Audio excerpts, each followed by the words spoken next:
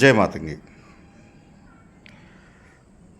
మన దగ్గరకు ఉన్నటువంటి వాళ్ళకి చాలా సందేహం ఏంటంటే, మంత్రాన్ని తీసుకున్నాను, అయినప్పటికీ మంత్రం మీద శ్రద్ధ పెట్టి చేయలేకపోతున్నాను.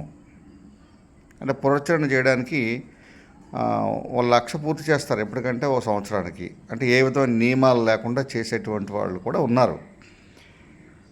లక్ష పూర్తి అయిపోయిన తర్వాత కూడా మంత్రం చేయాలంటే అదే బ్రిడ్జ్ కోర్స్ చేసాం మన పని అయిపోయిందిలే అన్నట్టుగా కూడా మంత్రం దగ్గరికి వెళ్ళరు.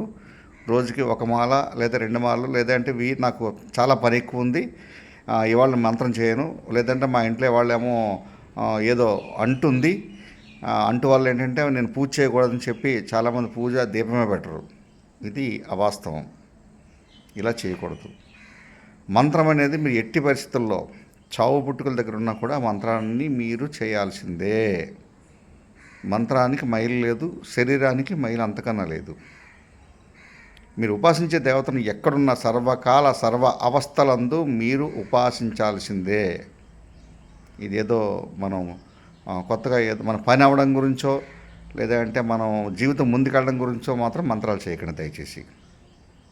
ముందు మంత్రం అంటూ చేసి నిష్కల్మషంగా మీరు దేవత పాదాన్ని పట్టుకుంటే ఖచ్చితంగా గురు ఆజ్ఞతో అనుగ్రహంతో మీకు పనులు అవుతాయి, దేవత అనుగ్రహం ఉంటుంది. జై మాతంగి.